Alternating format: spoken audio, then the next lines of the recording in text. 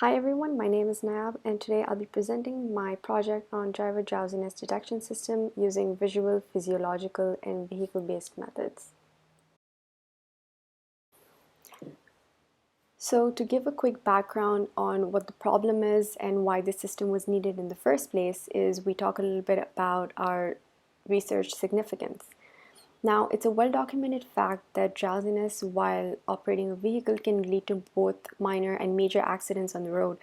Drowsiness-related accidents are increasing in occurrences around the world as humans tend to work harder, especially those individuals whose livelihoods depend on driving long hours, like taxis and Ubers.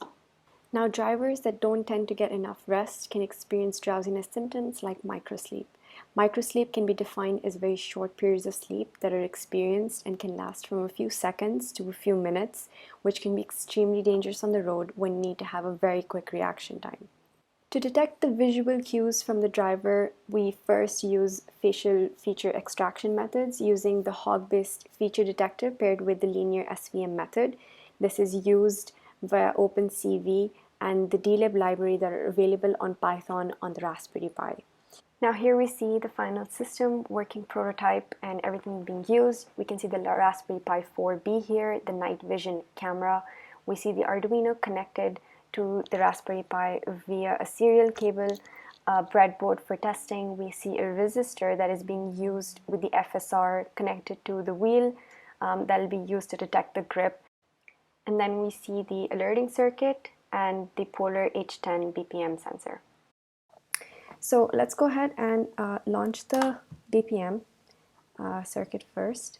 So what this will do is I've set a threshold of BPM to be 69. So if it drops below that value, I should be getting an alert and the vibration motors should run for 1 second to give me a warning.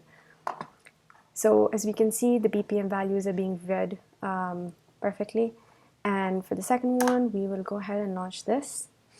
And this should launch a screen to give us the camera video feed, and the values for the pressure will be displayed here. Alright, so now on the screen and on the video feed you can see a couple of information that I've displayed for testing purposes. You'll see my eye aspect ratio and mouth aspect ratio to be displayed on the top left. Under that you'll see that it shows how long the eyes have been closed for every time it detects the eye aspect ratio to fall below 0.26.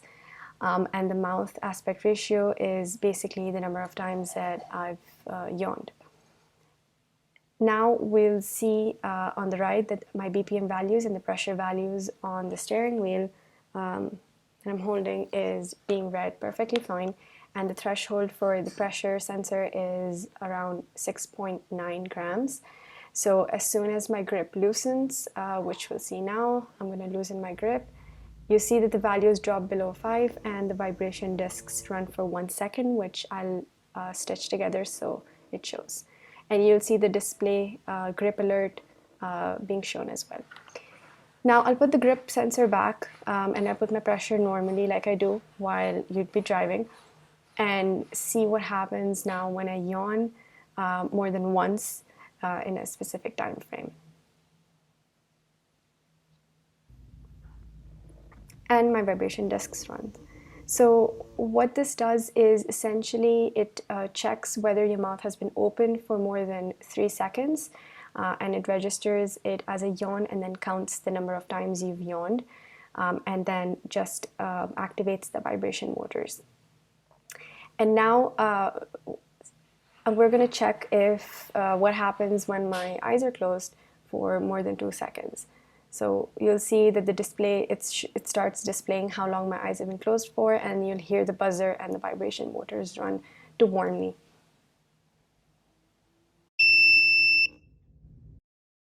So that runs for 1 second and then switches off. The reason the buzzer was included was because this is one of the most dangerous signs of drowsiness, and the rest were being alerted as just the vibration discs, just to give the user feedback that they're not paying attention or they're feeling drowsy, and the system detects that. Finally, to show how the prototype would look like, you can see that the camera would be mounted in front of the driver, the Raspberry Pi behind the wheel, the Arduino below the Raspberry, and the FSR to be on the wheel with the wires run neatly, and finally the alerting system at the bottom seatbelt.